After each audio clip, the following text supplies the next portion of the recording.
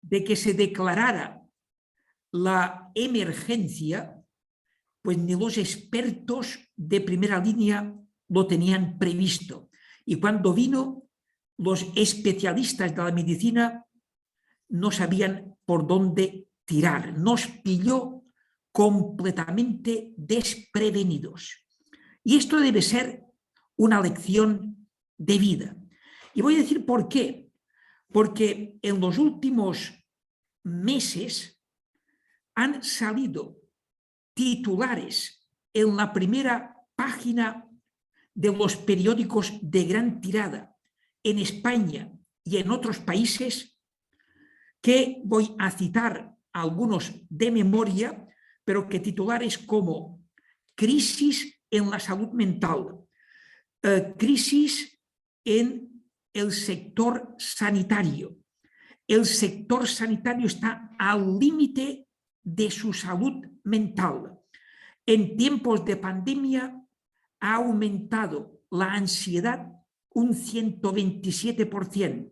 En tiempos de pandemia ha aumentado la depresión un 33%. Y así podría ir citando titulares solamente aparecidos en la primera página de periódicos de reconocido prestigio, como por ejemplo El País, La Vanguardia, El Periódico en España y en otros periódicos. Y ante esta realidad en la cual muchas personas afortunadamente han afrontado la pandemia con entereza, con resiliencia y la han sobrellevado como han podido, lo cierto y los datos de que disponemos es que un 20% se ha visto afectado.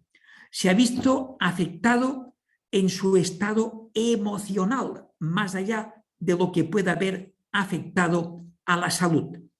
Y ante esta realidad de un aumento significativo en trastornos emocionales, en problemas de salud mental provocados por la pandemia, ha surgido un movimiento por parte de los profesionales de la psicología, entre los cuales yo me encuentro. Yo tengo la titulación de licenciado en psicología y de licenciado en pedagogía, que reclaman más profesionales de la psicología para atender a necesidades frente a las cuales no estamos preparados. A mí me parece muy bien que se aumenten los psicólogos para atender a esta situación crítica con la cual nos encontramos. Nada que objetar. Sin embargo, quiero poner sobre la mesa dos modelos distintos de intervención.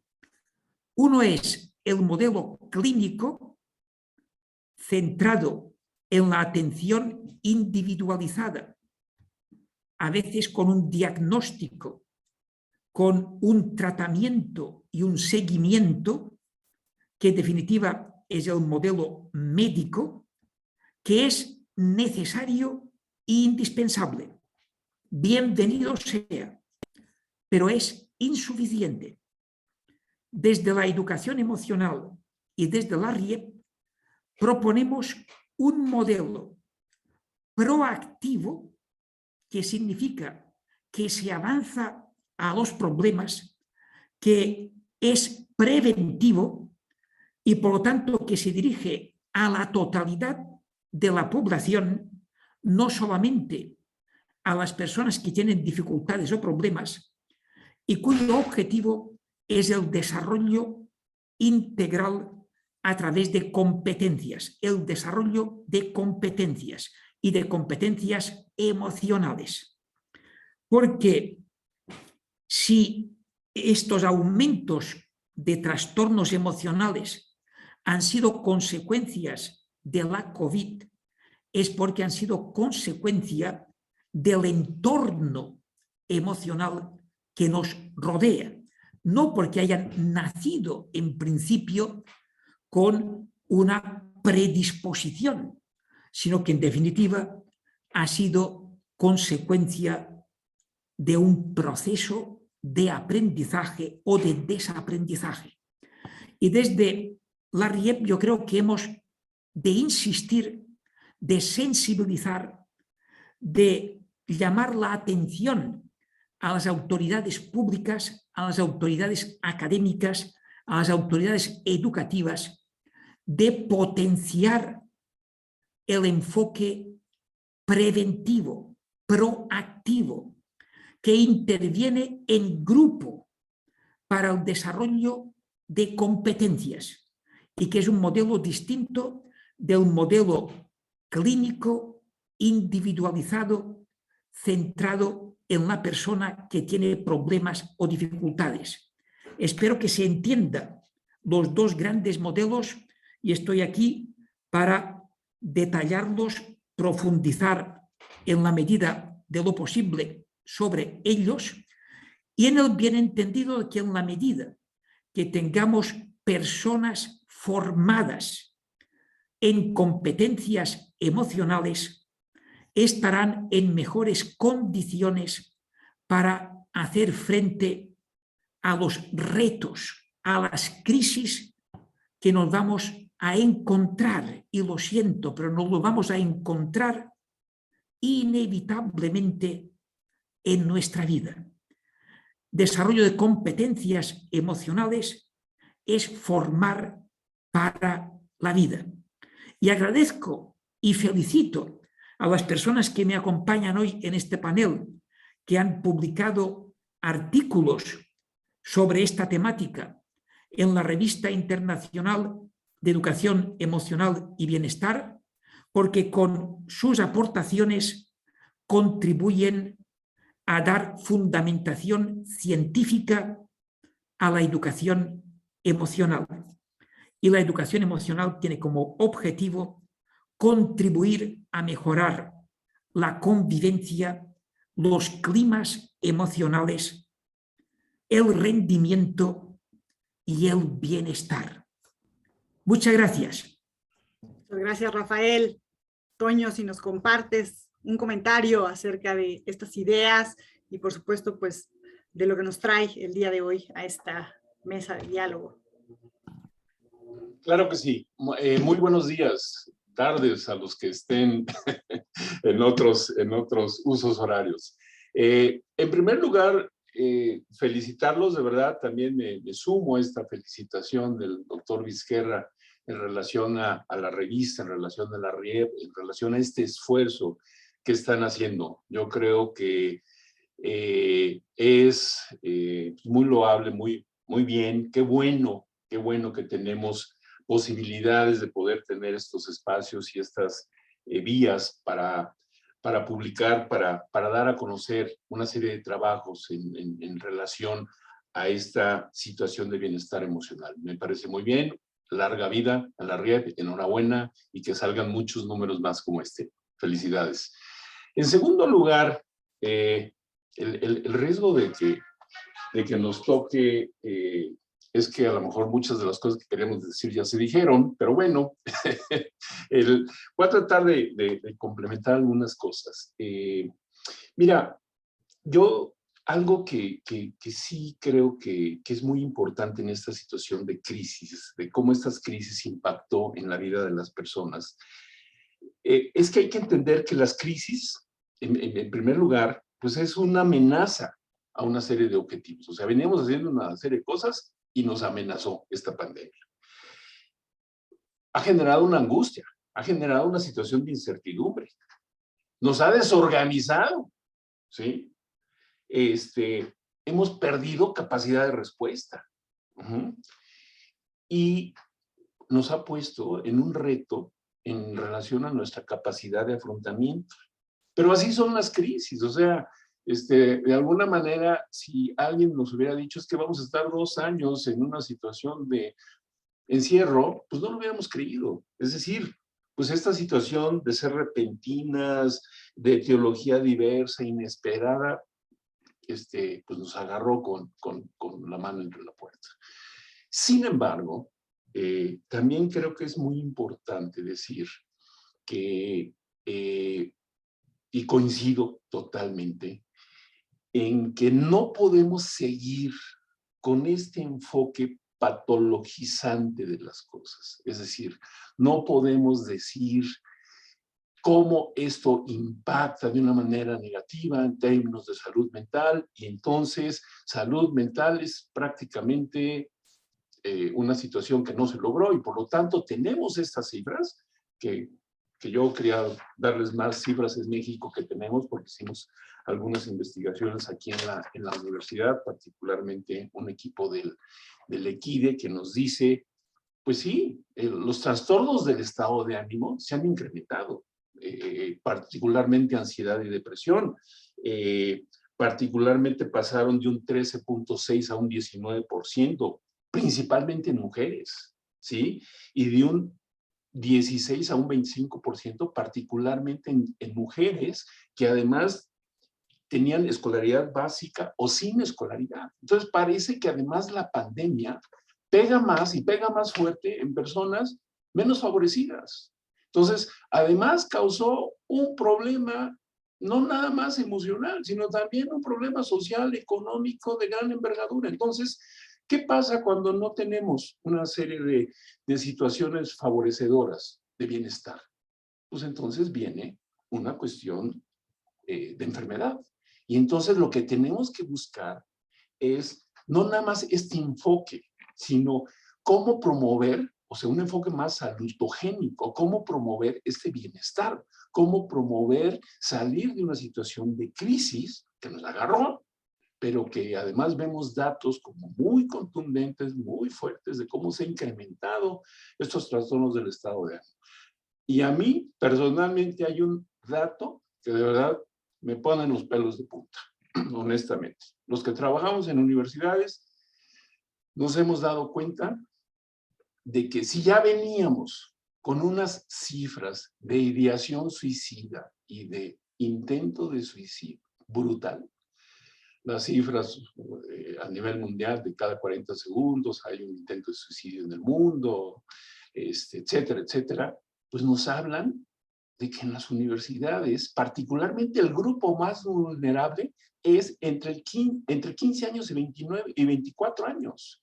Entonces, la verdad es que tenemos que hacer muchísimas campañas de prevención, porque lo que está pasando ante esta situación de trastorno del estado de ánimo es que a nuestros chicos, a nuestros alumnos, les está costando muchísimo trabajo manejar el dolor emocional. Ante la ausencia de un bienestar, está viniendo el dolor. Y no es que ante esta crisis se quieran morir o se quieran suicidar, es que finalmente quieren aliviar esta cuestión de dolor emocional.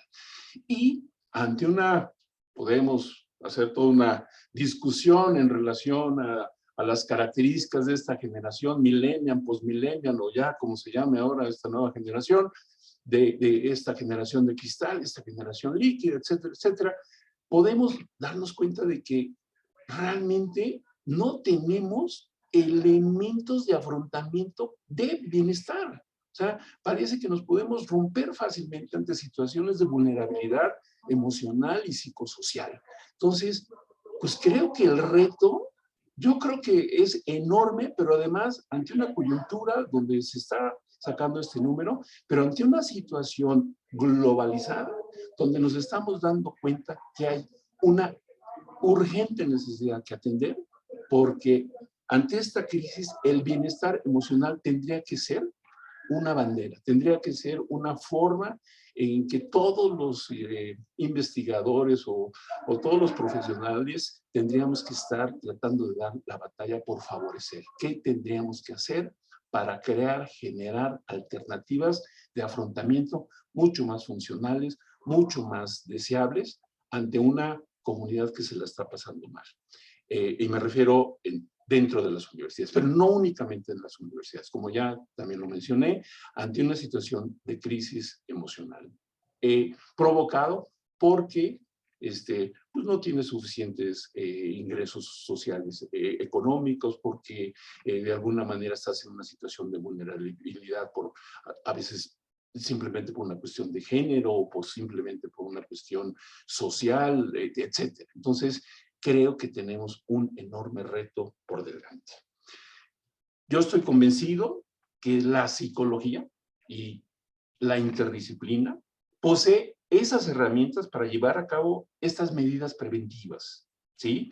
Para la implementación de conductas, no nada más de autocuidado, no nada más de contención, no nada más de diagnóstico y asesoramiento, sino de alguna manera de atención emocional, de promover el bienestar emocional, cuidando, porque también algo que aprendimos es cómo comunicar. Esta cuestión de infodemia fue una situación que también tenemos que aprender muchísimo. Cómo la comunicación de riesgo y cómo la posibilidad del desarrollo de estrategias sociales y comunitarias son y seguirán siendo absolutamente necesarias para afrontar estas situaciones como la pandemia. De ahí que no podemos soslayar que para poder buscar este bienestar tenemos que seguir interactuando o buscando atender esas dimensiones físicas, biológicas, psicológicas y sociales. Tenemos un enorme reto, hemos aprendido y ojalá esfuerzos como esto vayan dando respuestas a estas necesidades tan importantes que tenemos. Muchas gracias. Muchas gracias, doctor Tena. Pues perdimos un momentito a Ximena, me imagino que tuvo un problema con su red, igual a Humberto Charles, pero bueno, ahorita se reincorporan con nosotros. Y pues sí, evidentemente esas inquietudes y todos estos problemas son parte de lo que se vio desde el nacimiento de la Revista Internacional de Educación Emocional y Bienestar, como la relevancia de la propia publicación. Son temas que ya de por sí estaban en una ola de visibilidad porque ya teníamos a la mano todas las inquietudes, pero cuando viene la pandemia, pues obviamente se hace muchísimo más evidente todo el problema y pues para mí es una coincidencia feliz que la revista haya nacido en estas circunstancias, ¿no? Y pues por lo mismo, pues este ejemplar que está enfocado a la educación emocional en tiempos de crisis, pues es valiosísimo en el sentido que estamos recuperando investigaciones empíricas que sustentan lo que a lo mejor ya, como dice el doctor Vizquerra, vemos en los periódicos, oímos de conocidos, de amigos, lo vemos en familiares, pero que pues personas como ustedes, especialistas y enfocadas en el tema, nos pueden desarrollar y pueden sustentar en un artículo científico, ¿no? Entonces eso nos parece valiosísimo. Y por eso tenemos aquí a nuestros invitados de la Universidad Tecmilenio y de la Universidad de Zaragoza para que nos platiquen un poquito más de qué fueron sus investigaciones y cómo fue un poco el desarrollo de sus artículos. Entonces, bueno, ya nos presentó la doctora Ximena y bueno, vamos a dar paso primero a unos pequeños videos que nos hicieron favor de compartir para explicar, digamos que con mayor claridad y fluidez sus propuestas y después vamos a entablar un diálogo con ellos y con el doctor Tena, el doctor Vizquerra y con Ximena, ¿ok? Entonces vamos a empezar con la propuesta desde el Tecmilenio. El título es Comparación Emocional de los estudiantes de nivel preparatoria en Universidad Tecmilenio antes y durante la contingencia del COVID-19. Los autores son Humberto Charles, Mario Toledo, Rosalinda Ballesteros e Iván Guerrero. Me voy a permitir compartir en pantalla el video.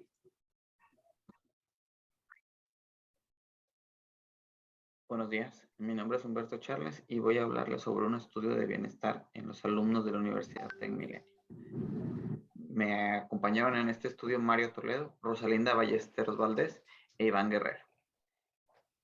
En resumen, este instrumento que utilizamos para medir el bienestar de los alumnos se desarrolló en la Universidad de Pensilvania y mide el bienestar subjetivo a través del modelo PERMA que desarrolló Martin Seligman.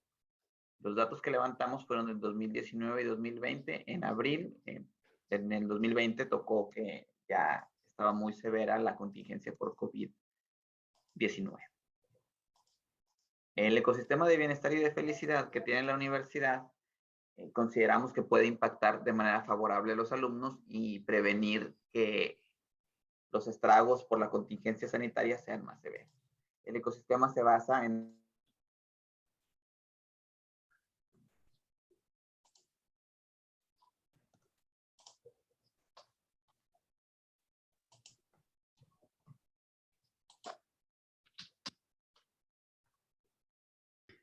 ¿Se trabó el video o qué pasó? de la universidad, se recurrieron a varias prácticas de bienestar para los alumnos. Una de ellas fue el programa Cuida tu Mente, desarrollado por el Tecnológico de Monterrey y TecSalud para Universidad TecMilenio y Tecnológico de Monterrey. Se enfocaba en temas de salud mental, de atención psicológica, hubo prácticas de meditación, torneos deportivos y de activación física. Entonces, consideramos que con esto podríamos apoyar a que el bienestar de los alumnos no sufriera impactos tan severos. La metodología que utilizamos fue 2 muestras representativas de la universidad completa y aquí hay algunos ejemplos de los ítems que se utilizan en el instrumento, que son en total 23. El detalle de los resultados y de la metodología está en el documento. Entonces, los resultados muestran que sí hubo una leve reducción de algunos aspectos de bienestar de los alumnos, esto originado por la contingencia.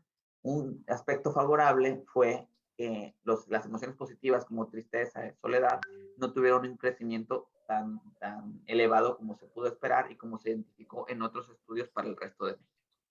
Entre las conclusiones podemos señalar que la contingencia nos enseñó que la salud mental es importante y consideramos que las herramientas de la psicología positiva en la educación pueden ser muy favorables para combatir los estragos originados por la COVID-19 y nos pueden apoyar en el futuro, en esta etapa post-pandemia que esperemos que pronto la alcancemos. Muchas gracias por todo. Les dejo nuestras redes del instituto para que nos sigan y hasta pronto. Pues muchas gracias a este equipo desde el TecMilenio. Realmente, pues sí, indispensable echar esta mirada hacia este grupo, etario tan relevante y tan importante en este momento. Ximena, doctor Tena, doctor Rafael Izquierda, compártanos un poquito, dialoguen con los autores, por favor. Bueno, a mí me viene inmediatamente a la mente una idea que me resulta muy atractiva de esta propuesta y del proyecto que encabeza la doctora Ballesteros, que es la idea de una universidad positiva. Así el TecMilenio se hace decir que son una institución educativa positiva, es decir, con esta posibilidad de entretejer en la estructura no solamente curricular, sino organizacional, es decir, cómo se lleva a la universidad, cómo se lleva a la educación desde esta mirada de generación de bienestar, en este caso, de alguna manera construida desde el modelo Perman de Seligman, y para mí esto resulta muy provocativo y me lleva a preguntarme, me lleva a llevar aquí a la arena del diálogo con mis colegas, con el doctor Tena, el doctor Vizcarra y por supuesto los autores de este artículo, el ir entendiendo cómo podemos y cuáles son los beneficios de llevar esta educación emocional y para el bienestar, vamos a decirlo así, al entretejido curricular, al entretejido de la organización y de la vida educativa en una universidad, como es el caso del TecMilenio. Y lo pongo ahí como una pregunta sobre la mesa. Buenos días a todos. Muy bien.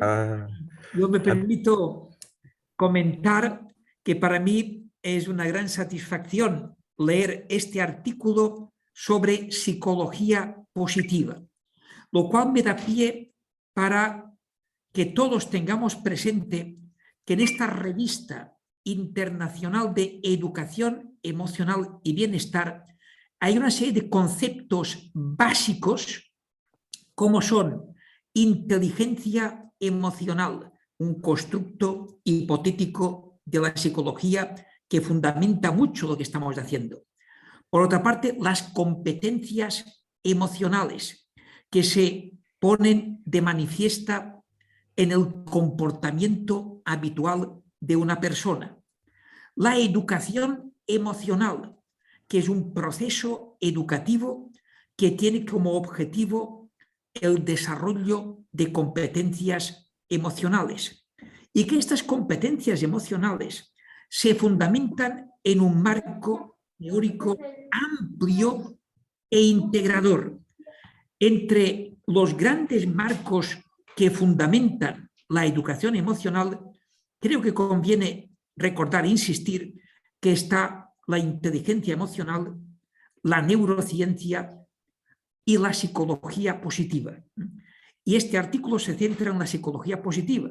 Por esto en la revista, cuando se pone educación emocional y bienestar, en educación emocional se entiende inteligencia emocional, competencias emocionales, y en bienestar, evidentemente, se incluye todo lo que se ha comentado ahora de psicología positiva y bienestar. Digo esto porque las personas que vayan a presentar artículos a la revista deben tener claro este marco amplio para una práctica que es la que nos han presentado.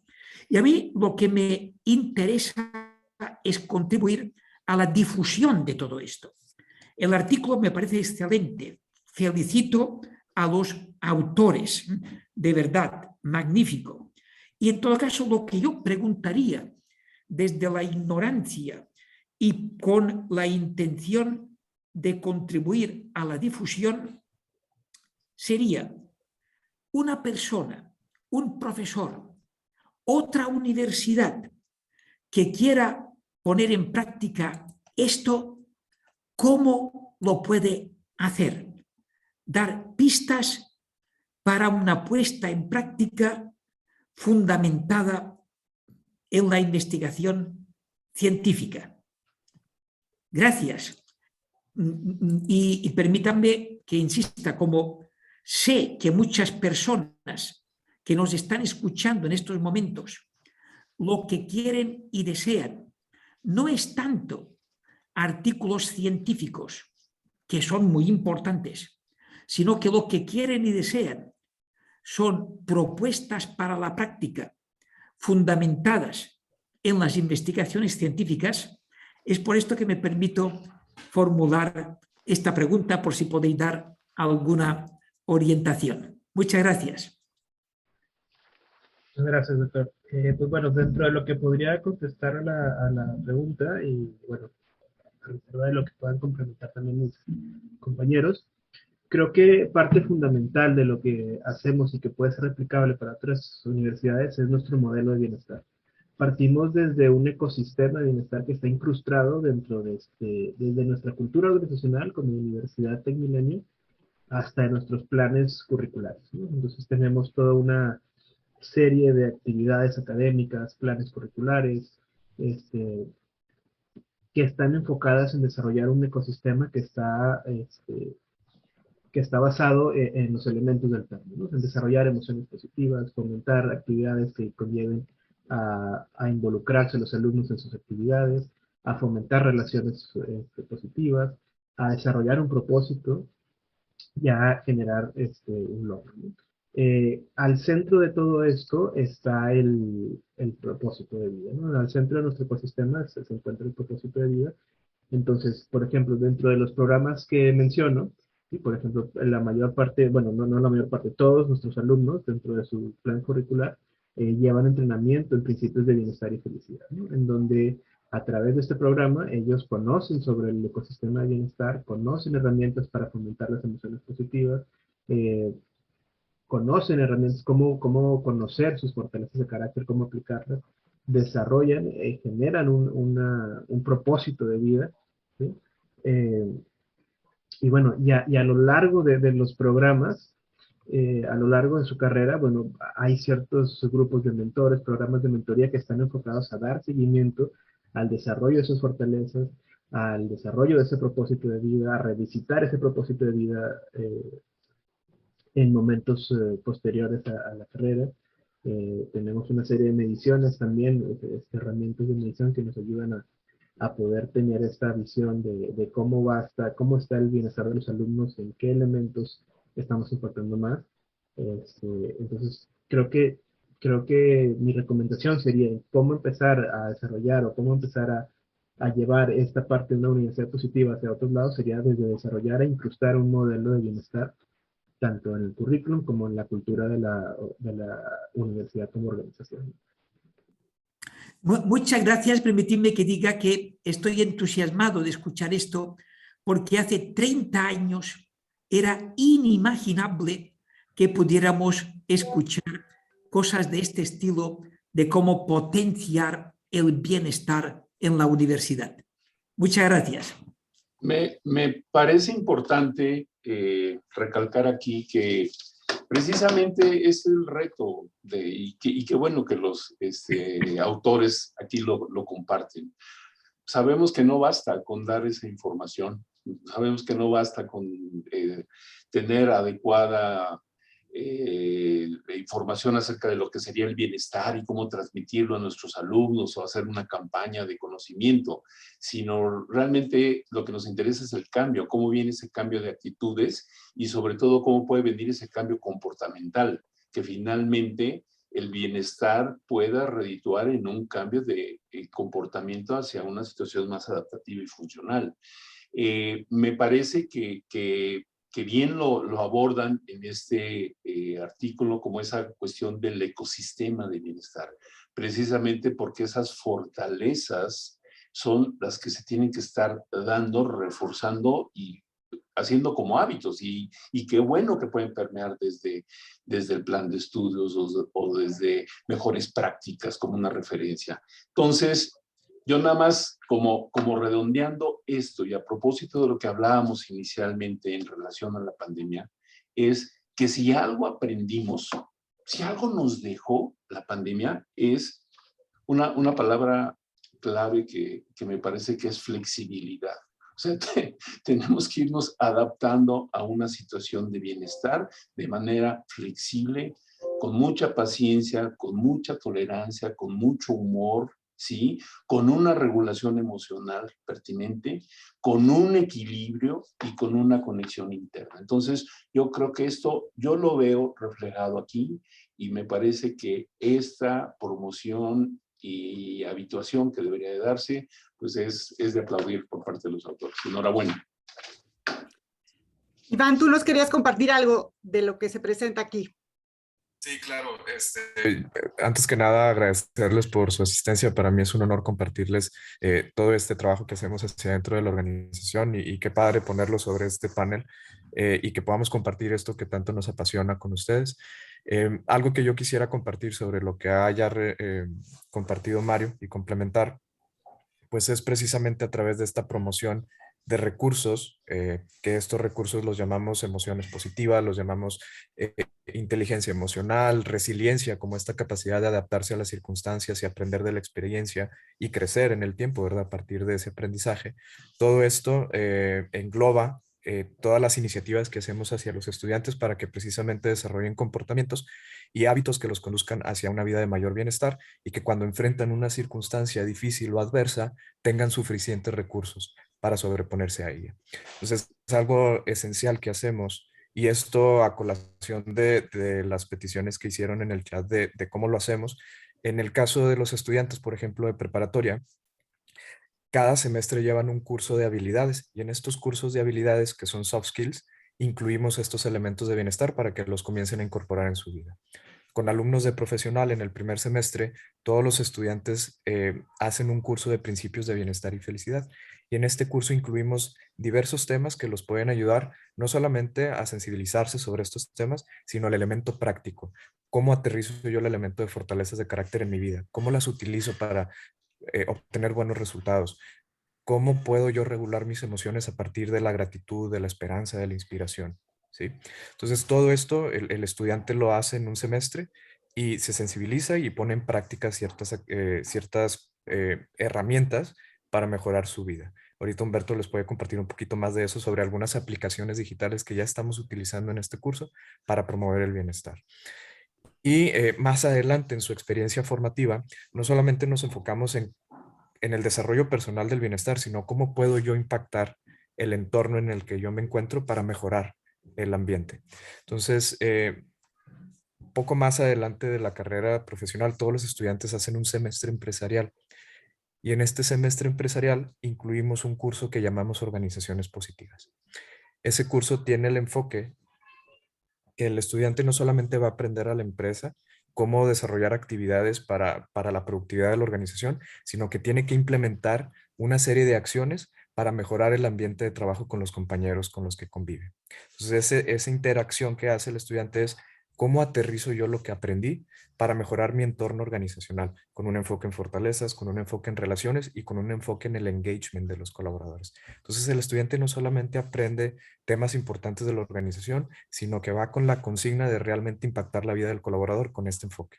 Y hemos obtenido resultados muy interesantes, no solamente en la experiencia del estudiante de aprendizaje académico, sino en la experiencia de cómo me vinculo yo de manera apreciativa y constructiva con la organización. Y para la organización, pues esto también genera beneficios, porque el estudiante genera una actividad de alto impacto, ¿verdad? Para los colaboradores con quienes conviven. Entonces esto es algo nada más como para compartirles sobre cómo lo hacemos y que es algo que a mí me llena de mucha satisfacción por los resultados que hemos logrado. Humberto, no sé si tú quieres compartir algo sobre las aplicaciones. Sí, muy rápidamente. Pues muchas gracias nuevamente a todos por estar aquí y por la invitación a participar. Entonces, aquí estoy proyectando 2 aplicaciones con las que estamos trabajando con los alumnos. Una fue desarrollada en Wisconsin por el doctor Richard Davidson, que es muy conocido en el mundo de la pedagogía también por las aplicaciones que tiene de mindfulness para el bienestar, incluidos áreas educativas. Y bueno, ya es más popular porque salió en un capítulo de una serie de Netflix sobre la mente y la importancia de la meditación para el bienestar. Entonces, con su trabajo desarrolló esta aplicación en Estados Unidos y en Tech Milenio la validamos y la desarrollamos en español para México, y de momento la han usado algunos miles de alumnos de nosotros y ha tenido impacto bastante positivo entre los que más practican la meditación, porque es totalmente autodirigida, no hay un maestro, es cada persona, cada alumno y alumna con su teléfono, dedica unos minutos al día o incluso varios días de la semana, etcétera, y vimos que quien más se engancha, quien la usa más periodos de tiempo, más prácticas, disminuía su estrés significativamente, ¿no? Esto también lo llevamos a la práctica durante la pandemia. Y otra aplicación que estamos evaluando recientemente es una sobre construcción de hábitos, que se enfoca en que los alumnos caminen más, coman mejor, duerman más. Eso va un poco más, no al bienestar emocional, sino al bienestar físico, pero buscamos que se complementen todas las esferas de bienestar de los alumnos. Ahí, muchas gracias por darme la oportunidad de comentar esta parte.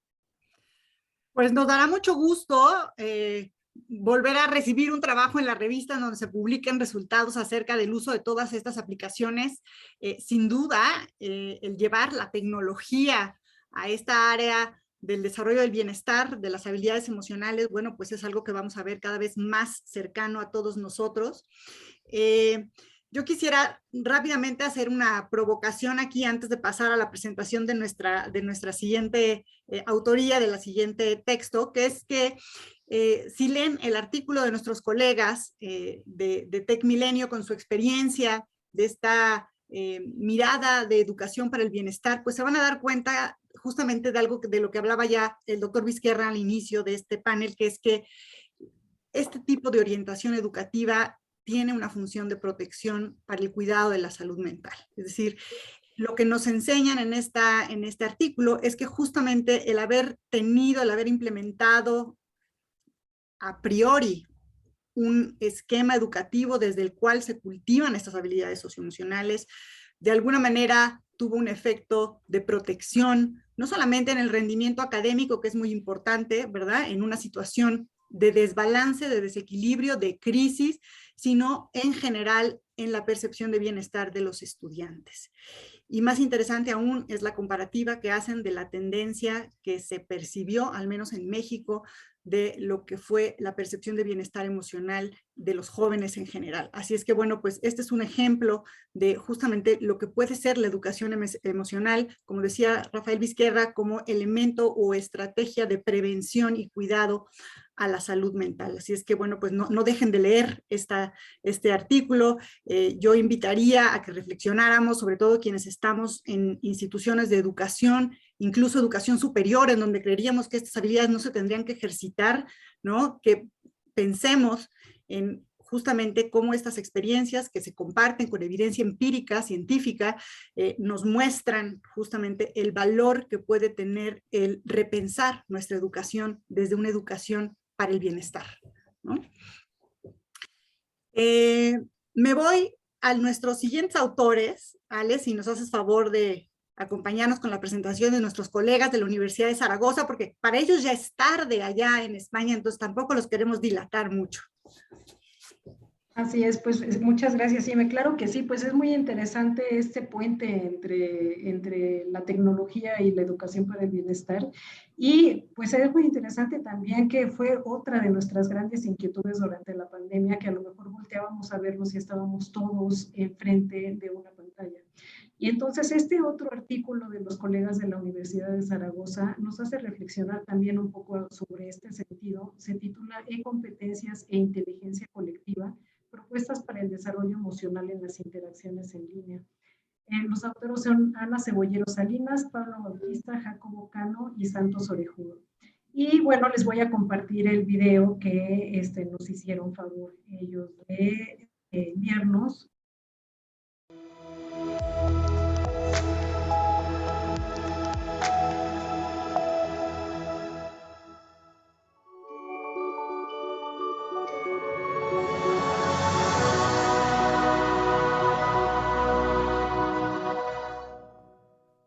El presente artículo parte de un grupo de investigación de la Universidad de Zaragoza que intenta analizar y abordar las incompetencias socioemocionales. Pretende hacer una perspectiva crítica y analítica acerca del uso de las redes sociales, por un lado, y por otro, de las causas para la interacción social, para las relaciones entre compañeros y compañeras, para establecer vínculos emocionales y vínculos afectivos, para entretenimiento y para aprendizaje. El abuso de Internet y el ciberacoso tienen puntos en común. Dentro de estos puntos en común encontramos el potente impacto psicológico y relacional que supone sobre los jóvenes. Para poder abordar este tipo de problemas se plantean dos situaciones. Una de ellas centrada en el abordaje de las competencias emocionales para una buena vida sana y digital del alumnado, dentro de las cuales encontraremos 5 competencias claves. Estas competencias, por ejemplo, serían la conciencia emocional o la regulación emocional en el ámbito digital.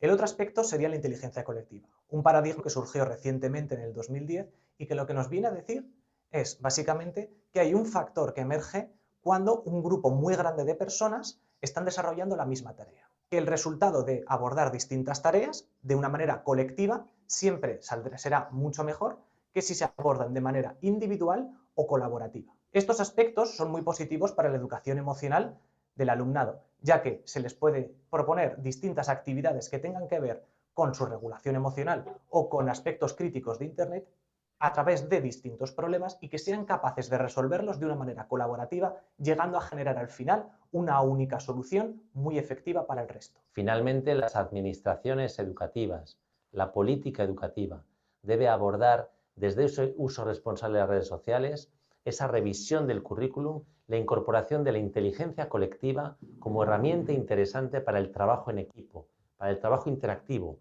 para el uso positivo de las redes sociales, para la mejora del aprendizaje y de las relaciones afectivas y emocionales de nuestros niños y jóvenes.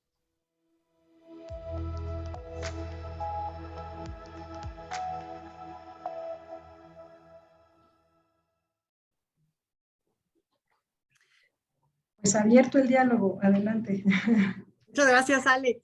Pues a mí, cuando leí el texto, mi primera reacción fue claro, es decir, esto es algo que también necesitamos trabajar quienes hacemos educación y sobre todo en una época en la que nos tuvimos que mover a la virtualidad. Es poco lo que se ha hablado y se requiere mucho más acerca de qué implica construir inteligencia emocional, habilidades emocionales, relaciones interpersonales positivas en los ambientes virtuales, de manera que para mí este artículo toca un tema que fue medular durante esta pandemia, que ha sido, porque además seguimos en ese vaivén de estar en la virtualidad, que con todos los beneficios que nos ha traído, también nos ha traído retos justamente en esta nueva alfabetización de inteligencia colectiva, emocional, interrelacional, que es el convivir en estos espacios virtuales, y que ahora pues se planean llevar a esto que ahora se denomina el metaverso, de tal suerte que tendríamos que aprender una nueva inteligencia emocional probablemente para relacionarnos desde esta ubicuidad o desde esta virtualidad. Yo pongo estas ideas sobre la mesa.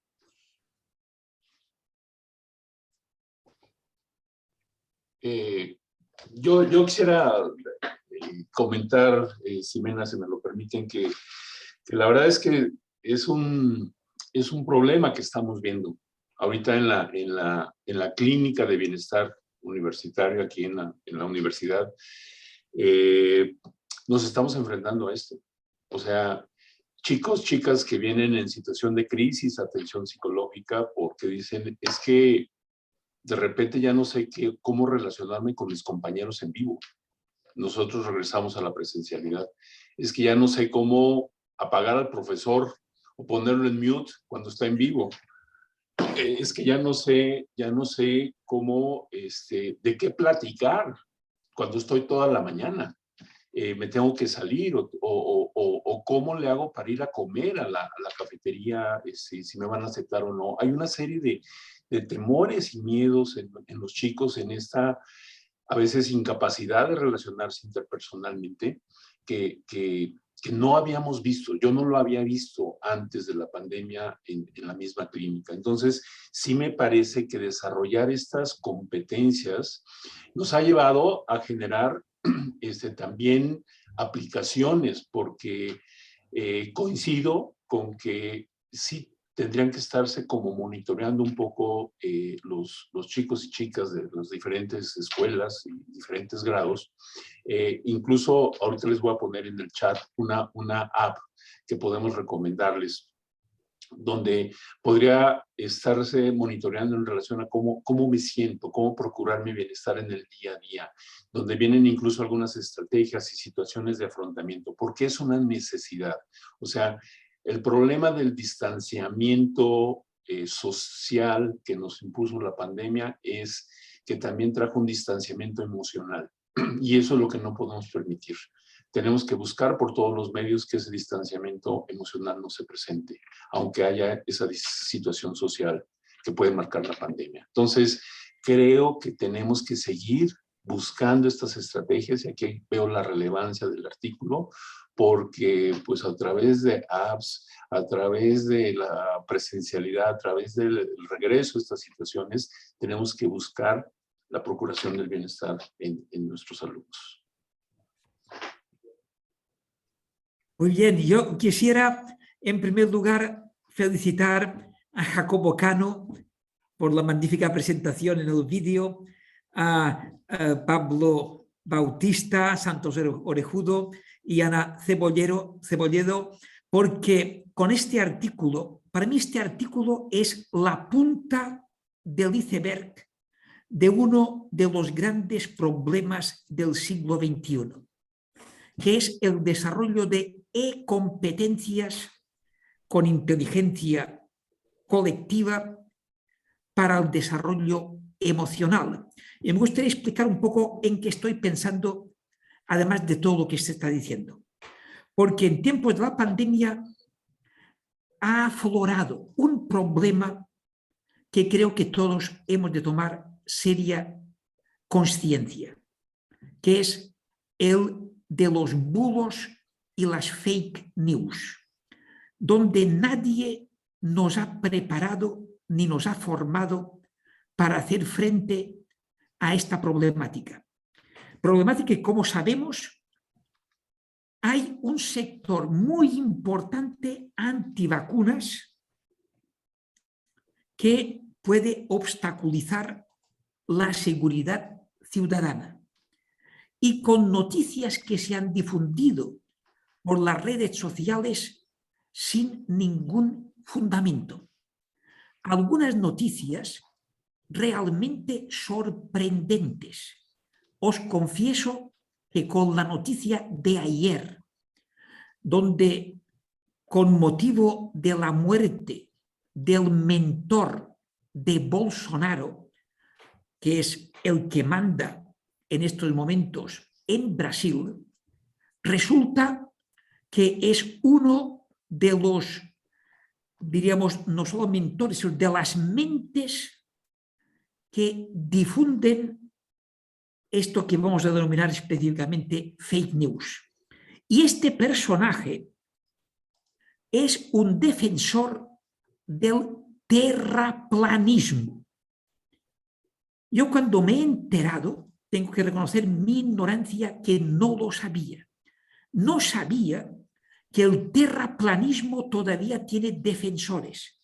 No sabía que está presente en Facebook, en las redes sociales, pero de una forma que como mínimo a mí me pasa totalmente desapercibido, porque estas cosas paso olímpicamente.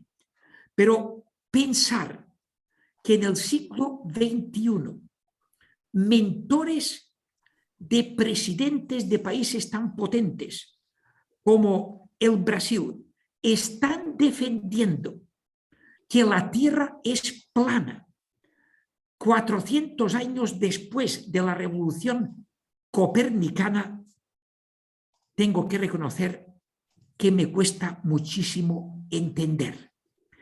Y entonces esto me lleva a comentar un artículo publicado en la revista Science, una de las revistas de mayor prestigio a nivel mundial, donde se analizaron 4,5 millones de noticias que circulan por las redes sociales y se observó que un porcentaje muy alto, cito de memoria, no sé si era el 68% de las noticias, eran falsas.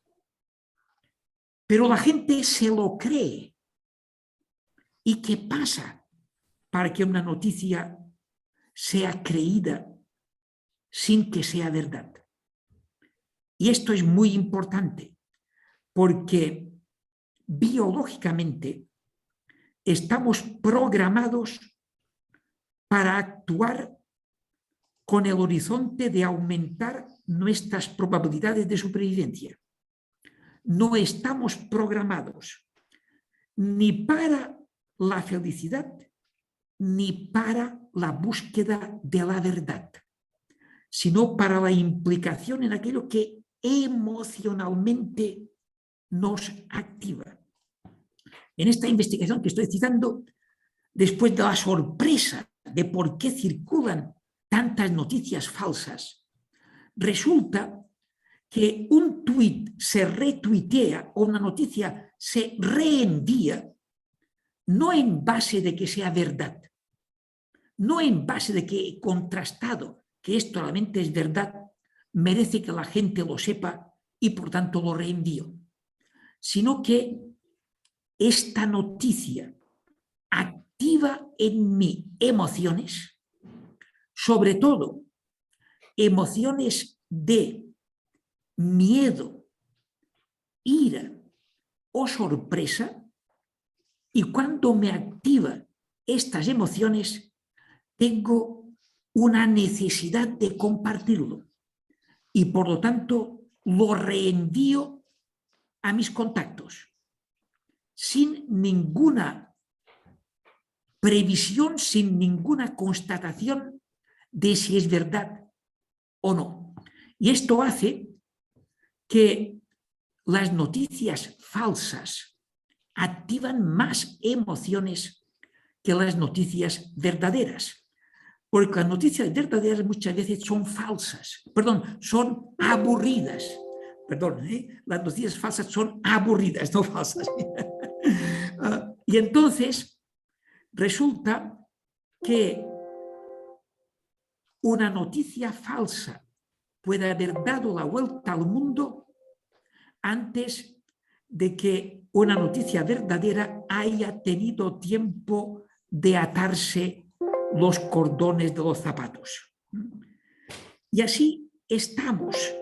Y si en el siglo XXI no afrontamos este reto entre e-competencias, que para mí deberían incluir una especie de detector de mentiras para potenciar la inteligencia colectiva y proponer un desarrollo emocional que no nos dejamos engañar por los bulos, por los fake news, porque esto será un reto muy importante en el siglo XXI. Tan importante que va a afectar a las políticas de los países, va a afectar al equilibrio internacional y va a hacer que suban unos gobernantes u otros. Creo que es un reto social y un reto político preparar a las futuras generaciones para afrontar estos retos con inteligencia colectiva, con sentido común y con una decisión de voto sensata para poner en los cargos de poder a las personas que se lo merezcan y que realmente la ciudadanía necesita.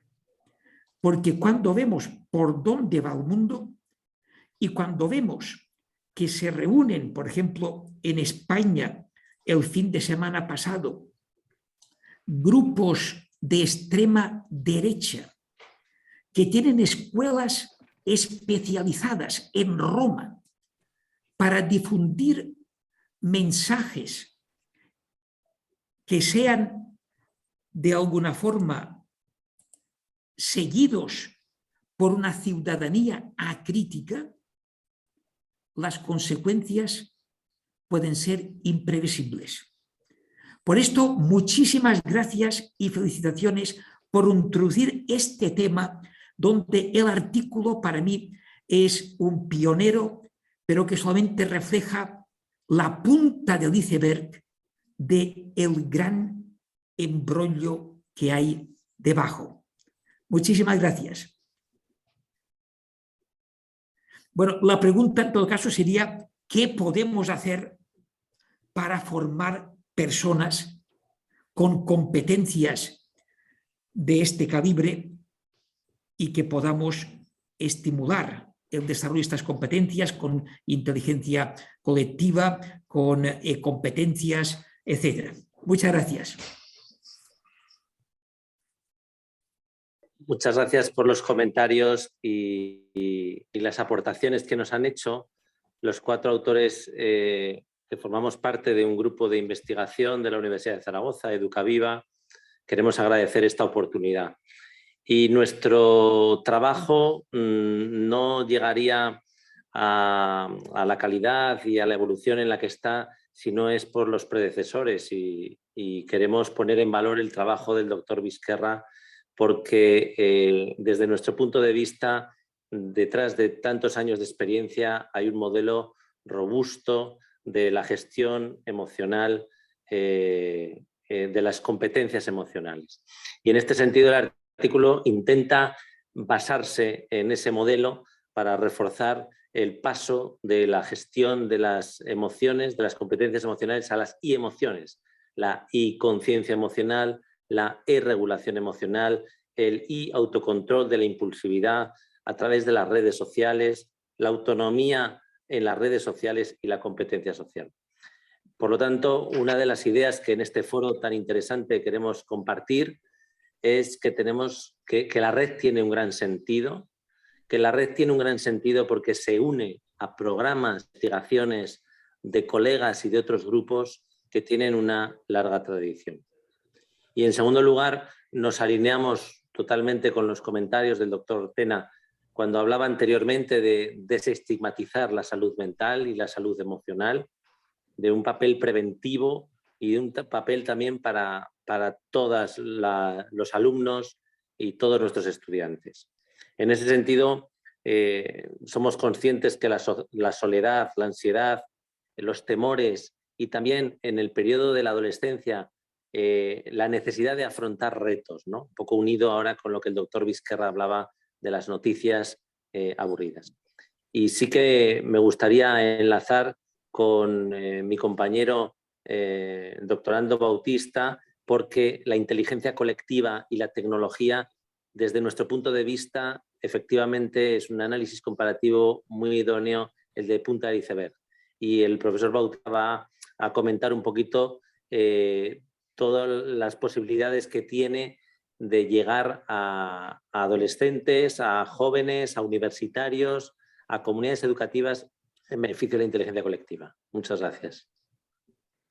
Gracias, Jacobo. Bueno, dar las gracias también al doctor Tena y al doctor Vizquerra por sus comentarios y me pongo en situación como mi compañero. Antes de hacer un breve razonamiento sobre esto que ha comentado el doctor Vizquerra, sobre las noticias falsas y cómo están afectando últimamente al mundo, me gustaría lanzar primero una pregunta de reflexión, que es ¿cómo podríamos hacer para coger a 1000 personas simultáneamente en una hora y ponerlas a todas de acuerdo, dentro del mismo espacio? Sería prácticamente imposible. Empezaría todo el mundo a gritar, empezaría todo el mundo a decir tonterías, otros muchas grandes verdades, y al final nadie se pondría de acuerdo. A eso responde la inteligencia colectiva realmente. A un espacio virtual, principalmente, que es lo que se ha desarrollado en el BIFI, un espacio virtual, un software, una herramienta, a través de la cual podríamos juntar a 1000 mentes, darles un problema, como podría ser perfectamente el tema de las fake news, o distintos problemas que subyacen a este tipo de temáticas como el doomscrolling, que es algo muy parecido a lo que ha comentado el doctor Vizquerra, de que nos encanta leer noticias negativas y nos pegamos el día buscando noticias negativas porque para nuestro cerebro es mucho más estimulante que una buena respuesta. Pues podríamos coger a adolescentes, podríamos coger a niños ya con alguna competencia técnica y podríamos coger incluso a alumnado universitario y plantearles este tipo de situaciones. Por ejemplo, les podríamos plantear la situación de una noticia en la cual alguien afirma que la Tierra es plana y plantearles varias preguntas. Estas personas, a través de esta plataforma, pues podrían conectarse, mirarían la noticia y lo primero que pensarían pues sería, algunos dirían, oye, qué interesante, pues sí, la Tierra es plana, y otros dirían que no, que cómo puede ser eso de que la Tierra es plana. Pues a través de este tipo de aplicaciones de inteligencia colectiva, en distintas fases, después a través de inteligencia artificial y mediante el control de distintos bots y distintos modelos biocomputacionales, se genera una única respuesta final. La gente va aprendiendo de sus compañeros poco a poco. Ellos van viendo lo que ha respondido otro, viendo lo que ha respondido otro compañero, y entre ellos van generando un conocimiento muy grande y un conocimiento final para poder dar respuesta a situaciones que pueden ser tan sencillas como que al final, pues, si tienen cierto criterio, sabrán que la Tierra no es plana. Pero pueden estar ante situaciones más complejas, como un caso de sexting, en el cual ellos mismos se han visto involucrados. Y estamos labrando situaciones mucho más complejas. Estas situaciones realmente no tienen una respuesta única, es lo bonito de la inteligencia colectiva, de pensar todos en conjunto respuestas originales, respuestas que sean adecuadas para resolver situaciones que de verdad son muy complejas y que una sola persona o 3 o 4 realmente no pueden solucionar. Quizá este tipo de variantes hacia estas variaciones, hacia inteligencias más grandes que se opongan en la unión de muchas personas, es parte de ese pequeño futuro al que quizá tendríamos que empezar a acercarnos, a pensar todos en colectivo, a dejar de pensar como un individuo o como pequeño grupo, empezar a pensar como planeta y como humanidad, y no tanto como individuos, como acabo de decir.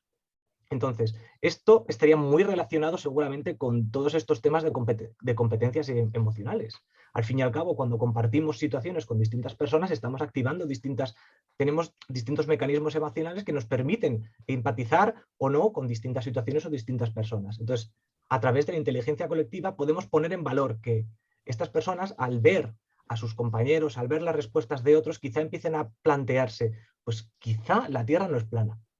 Quizás si 700 personas me están dando un buen argumento de por qué la Tierra no es plana, pues quizá la Tierra no es plana. por poner el ejemplo de la Tierra plana, como ha supuesto el doctor Vizquerra. Entonces, para terminar un poco esta parte de inteligencia colectiva y de competencias, quizás sería bueno empezar a plantear un nivel curricular de las inteligencias emocionales, de la inteligencia emocional digital, en las aulas de primaria desde el principio, ya que los niños nacen ahora con una tablet debajo del brazo o un smartphone en vez de con la barra de pan, como se dice en España.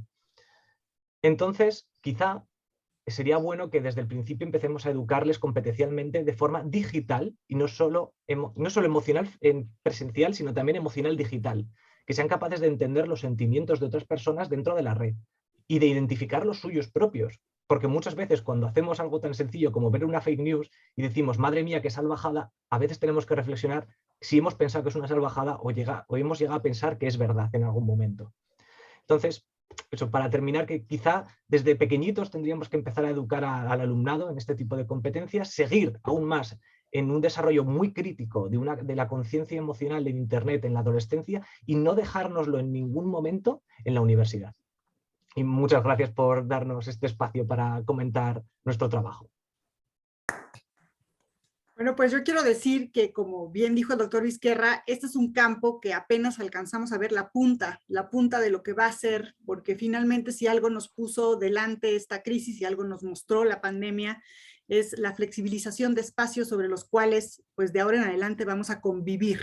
Y me parece que ir estableciendo los mecanismos, las habilidades, las competencias que finalmente nos harán más diestros, nos harán más también productivos en términos de bienestar sobre estos múltiples espacios, pues será muy necesario pues justamente irlos definiendo para ponerlos en la arena educativa. Me parece que la pandemia justamente fue la oportunidad para redescubrirnos en otros espacios de convivencia, en otros espacios de enseñanza y aprendizaje y preguntarnos como docentes, como estudiantes de cualquier nivel, pues, ¿cuál es la experiencia sobre todo afectiva, la experiencia socioafectiva de convivir en espacios que no necesariamente se dan o se asientan en la presencialidad o en la convivencia física? Y creo que va desde la posibilidad de leernos emocionalmente a través de estos bustos casi grecorromanos que nos vemos en las ventanas del Zoom, que no nos permite leer la gestualidad completa, el lenguaje corporal, pero que no obstante genera reacciones emocionales que van desde apagar la pantalla, por ejemplo, cuando se genera ansiedad en los estudiantes, ¿no? O fastidio o aburrimiento, hasta el compartir o no comentarios a nivel de esta colectividad que finalmente sigue preexistiendo en los ambientes virtuales y el tipo de comentarios que podrían llegar incluso a afectar la convivencia, como lo mencionan en el artículo, en términos de este ciberacoso o incluso el compartir información que finalmente no aporta sino a, en algunos casos, incrementar las emociones aflictivas que genera una crisis. Me gustaría en este momento, bueno, pues dar paso a lo que sería el cierre de esta mañana, de esta tarde, volviendo a agradecer la presencia de todas ustedes, de todos ustedes en este espacio, de los autores. Quiero decirles que nos gustaría invitar a todos los autores. Esto pues no siempre es posible, no siempre hay coincidencia de las agendas de todos quienes publican en la revista. Nuestro compromiso es dar difusión a los trabajos de investigación tan importantes, tan interesantes, tan relevantes, sobre todo a los momentos históricos contemporáneos que estamos todos viviendo, y finalmente también ir trazando una ruta, un horizonte hacia lo que puede ser el alcance de esta educación emocional desde esta mirada de prevención, desde esta mirada de ir generando dentro de las instituciones, sobre todo desde los espacios educativos, las herramientas que nos permitan finalmente enfrentar situaciones, sí como esta de la pandemia. No sabemos si vamos a vivir más tiempo en pandemia o más pandemias, pero lo que sí sabemos y lo que sí aprendimos es el valor preventivo, el valor de cuidado que puede tener una educación emocional a tiempo, una educación emocional en distintos medios, una educación emocional que finalmente va en búsqueda de la desestigmatización de la salud mental y finalmente en búsqueda de generar pues comunidades, espacios y vivencias hacia y en pro del bienestar integral. Yo quisiera abrir el micrófono para una última intervención de nuestros ponentes, autores, etcétera. y después darnos unos 5 minutos para recibir reacciones de la audiencia que tan amablemente ha estado el día de hoy acompañándonos. Entonces, pues no sé, ¿quién quisiera hacernos un comentario? El doctor Tena. Gracias, Ximena. Sí lo quiero comentar y perdón si lo planteo desde una perspectiva muy de psicoterapeuta, pero es lo que yo soy, psicólogo clínico. Pero en este modelo clínico aprendido médico, también ha repercutido en las instituciones educativas. ¿Esto qué quiere decir? Que cuando buscamos prevención, pues no lo enfatizamos, sino que nos vamos al tratamiento. Cuando buscamos una situación más salutogénica, nos vamos más hacia lo patologizante. Cuando buscamos situaciones de cómo poder pues, hacer gimnasios emocionales, cómo procurar el bienestar, como que también nos cuesta muchísimo trabajo. Yo creo que ese es verdaderamente el trabajo que tenemos. Yo quisiera enfatizar, por ejemplo, algo que estamos nosotros llevando a cabo es, dentro del modelo médico existe en psicoterapia, pues que tiene que ser largo, que tiene que ser mucho tiempo, que para que realmente haya un cambio, pues tiene que llevar una serie de sesiones, cuando en realidad lo que estamos viendo es con modelos diferentes como One Single Session Therapy, modelos de una sola sesión, podemos buscar este bienestar emocional que la gente necesita, que nuestros alumnos cuando regresan a la presencialidad ante situaciones emocionales buscan, que incluso atenderlos en el momento que lo requieran, no con una cita previa, no agendar una cita que te va a llevar en 15 días, cuando el problema lo tengo aquí y ahora y quiero platicarlo en este momento. Entonces, ese tipo de cambio estructural implica que nosotros demos esa atención de manera inmediata y expedita. Y por otro lado, pues el recurso de las aplicaciones está siendo fundamental, donde podemos diseñar estrategias, páginas de bienestar emocional, dar tips, dar recomendaciones y sobre todo en campañas de prevención dentro de la comunidad. Los grupos de monitores, los grupos de pares se están convirtiendo en una situación fundamental. Entonces, si queremos generar y favorecer esa inteligencia colectiva, pues tenemos que promoverla. Y yo creo que realmente tenemos que cambiar en ese paradigma tradicional, al menos en lo que a mí me toca dentro de las universidades en términos de bienestar, hablar de bienestar y no hablar nada más de enfermedad o de salud mental. Muchas gracias. Gracias, Toño. Rafael, o los autores, ¿alguno que quisiera hacer? Bueno, yo tengo poco que añadir, pero permítanme que exprese mi gran satisfacción por compartir este evento, porque yo llevo como mínimo 44 años o 46 o casi 50 leyendo artículos científicos publicados en revistas de impacto, pero es una comunicación fría de leer y citar. Y hoy tenemos la oportunidad de conocer, de ver la cara y de interactuar con los autores de los artículos que estamos leyendo. Yo creo que esto es una innovación de esta revista que felicito a Ximena, a Alejandra y quienes hayan generado esta propuesta, porque esto es un cambio de paradigma en las revistas científicas. Y os animo a potenciarlo y poder dedicar un momento a conocer la cara, a poder preguntar, a saber que existimos y que en un futuro nos podemos relacionar. Y animo a las personas que nos están escuchando a dar a conocer la revista, porque cada cita de la Revista Internacional de Educación Emocional y Bienestar, cada cita de un artículo es contribuir a difundir la educación emocional, es contribuir a prevenir los problemas que nos pueden generar las futuras crisis y es contribuir al bienestar. Muchas gracias. Muchas gracias, Rafael. Estimados Humberto, autores tienes y un- investigadores. Perdón, es que tiene la mano levantada, Ok. Humberto. Sí. Muchas gracias.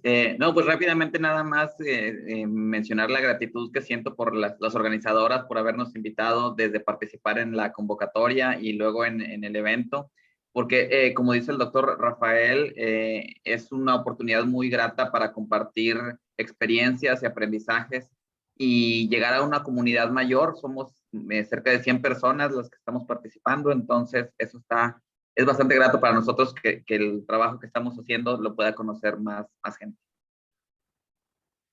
Gracias. No sé si el doctor Cano, Mario, Pablo. Iván quieran- Guerrero tiene la Iván. mano también levantada, sí. Igual, unirme a la gratitud expresada por Humberto. Eh, por ahí leí en el chat el tema del aprendizaje emocional, si no es de alguna manera como obligatorio o infundido para los estudiantes.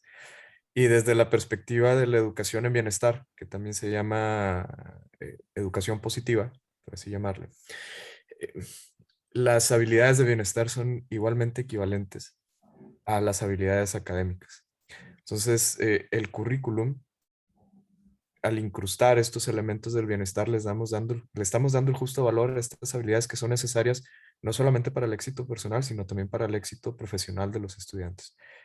A mí me hubiera encantado cuando estaba en preparatoria y en profesional que me enseñaran estos temas de fortalezas de carácter, de inteligencia emocional, de propósito de vida, de una manera sistematizada, por así decirlo. O sea, yo hablando como académico, ¿verdad? Es un proceso que vas siguiendo desde la preparatoria, lo vas formando en tu etapa profesional y que tengas la posibilidad realmente de aplicar ese conocimiento en tu entorno laboral, que no solamente vayas a hacer las prácticas profesionales, sino que realmente tú veas que puedes hacer algo para mejorar el ambiente con esto que para ti son tus principales cualidades y que te hacen único y que tengas esa posibilidad de impacto y de contribución en el mundo. Eso cambia completamente la perspectiva que tú tienes sobre tu educación y sobre el impacto que tú puedes generar al lugar en el que vas. Entonces, el interés que nosotros tenemos desde el instituto y desde cómo hacemos la programación académica para que nuestros estudiantes lleguen a ese punto de reflexión y de impacto es fundamental, ¿sí? Entonces, veámoslo como una oportunidad. Si al día de hoy no contamos con un curso propiamente en bienestar, hay muchas iniciativas que podemos implementar en nuestras clases. Por ahí vi que alguna persona citó el libro de Aulas Felices de Ricardo Arguís. Ese es un libro excelente. Vienen muchas formas de poner en práctica fortalezas de carácter con niños desde los 3 años hasta los 18. Ese es un recurso de referencia esencial. De hecho, el profesor Ricardo Arguís participó con nosotros en el desarrollo de un contenido para una maestría que tenemos en educación positiva y le damos el justo valor a ese tema de las fortalezas y del uso de la atención plena como un elemento para mejorar la regulación emocional. Estos elementos los podemos implementar en sesiones tan sencillas como de 3 a 5 minutos y lo importante es que el estudiante empiece a formar ese hábito de la atención plena por los beneficios que puede generar en su vida. Y el uso de las fortalezas, porque esto les ayuda a crecer, a vincularse mejor incluso con sus compañeros de trabajo desde la amabilidad, desde la gratitud como fortaleza de carácter, ¿sí? Entonces, cada una de estas intervenciones, por más breves que sean, no las desestimemos e impulsemos de a poquito, en micro momentos todos los días, para que los estudiantes puedan tener esta experiencia de bienestar en las aulas y eso a la larga, va a tener un impacto bien grande en su bienestar y en el bienestar colectivo de los centros educativos.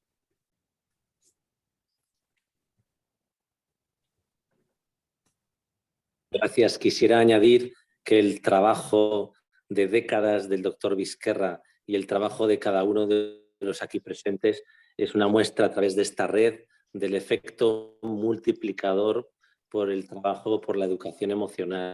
Y yo creo que esta red tiene una gran potencialidad. Y termino dando la palabra a mi compañero Bautista para relanzar el tema de la inteligencia colectiva. Aparte de agradecer el espacio de nuevo, otra vez, porque creo que es necesario agradecer este tipo de espacios para compartir nuestros trabajos y para que gente con tantos conocimientos y tantos años de investigación en la espalda pueda darnos su vista y poder aportarnos todavía más riqueza a lo que ya sabemos. Me gustaría terminar con un pequeño detalle de un par de cosas que he leído en el chat, que me han parecido muy interesantes. sobre cómo podríamos empezar a aplicar esto de la inteligencia colectiva desde pequeños, en primaria, cómo poder aplicar estas inteligencias, la siguiente parte de la inteligencia más allá de la colaborativa, que es la sería la colectiva, a las primeras etapas educativas. La verdad es que todavía estamos en ello, porque es un constructo muy nuevo. O sea, estamos empezando a andar con él, estamos empezando a encontrar que tiene grandes ventajas, y quizá una de las primeras cosas que podríamos trabajar con ellos serían cosas cotidianas, cosas que a ellos les impacten emocionalmente de verdad, hay cosas que les preocupen, a las cuales quieran encontrar una solución entre un conjunto de iguales. Entonces, quizá hablar de lo cotidiano, hablar de no echarlo a un lado, es decir, intentar centrarnos en ese tipo de situaciones cotidianas que de verdad les importan, que de verdad les hacen sentir auténticas emociones, empezar por ellas para que crezcan a través de ellas y enseñarles cómo serán los siguientes pasos, para que a través de esas primeras emociones muy bien entregadas, muy bien compartidas y muy bien aprendidas, sean capaces de desarrollar pensamientos críticos superiores, pensamientos críticos mucho más complejos que les lleven a evolucionar o a aprender mucho mejor cuando lleguen a las siguientes etapas educativas. Un poco más puedo decir, salvo que muchas gracias.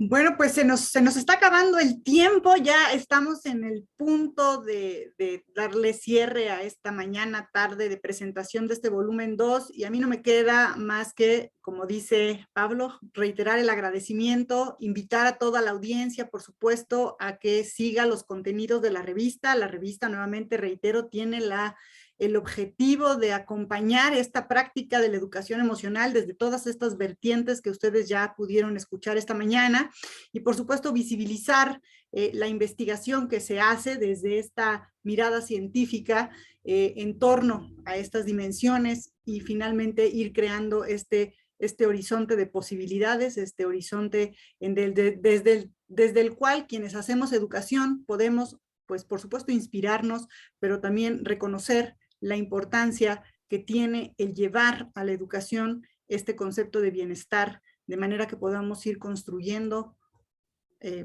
pues no solamente instituciones educativas, no solamente estudiantes, sino realmente una ciudadanía, porque finalmente esto de la inteligencia colectiva creo que nos está ganando. La pandemia también nos mostró, ¿verdad?, esta necesidad de encontrarnos en esta mirada planetaria de la que ya también hacían mención mis colegas, de manera que podamos ir generando una ciudadanía, decía yo, más resiliente, pero también más consciente de la importancia que tiene, pues, visibilizar esto que es la vivencia afectiva y finalmente la vivencia afectiva colectiva. Así es que muchas gracias a todos ustedes por esta mañana, por esta tarde. Se han compartido en el chat agradecimientos, felicitaciones, materiales, ligas a internet, a aplicaciones digitales. Yo creo que esto ha sido muy fructífero y muy productivo para todas, y por supuesto queda abierta la invitación a que envíen sus trabajos a dictaminación, quienes sean investigadores en esta área, quienes quieran conocer más de la revista. Bueno, pues estamos a su disposición. El contacto de la revista ya se puso también en el chat. Y finalmente, bueno, pues reiterar que sí, desde la Universidad Iberoamericana en la Ciudad de México y desde la Red Internacional de Educación Emocional y Bienestar, queremos ponerle cara a los investigadores, porque finalmente es hacer de la investigación científica algo mucho más humano y con un propósito social, que finalmente es lo que tendría que tener toda investigación científica. Así es que esperamos poder contar con estos encuentros hacia el futuro, y por supuesto están todos invitados a seguir acompañándonos en este trayecto de lo que es esta revista. Muchísimas gracias a todas, a todos por acompañarnos esta mañana tarde, y bueno, pues un abrazo a los autores, un abrazo a los panelistas, mi agradecimiento rotundo. Ale, muchas gracias por estar al frente de esta coordinación editorial, como siempre, y nos vemos pronto, espero. Quedará este video para quien lo quiera volver a consultar en nuestra página de Facebook, así es que pues por ahí seguiremos revibrando en las redes sociales. Muy buena tarde, muy buen día a todos ustedes y hasta la próxima. Un abrazo.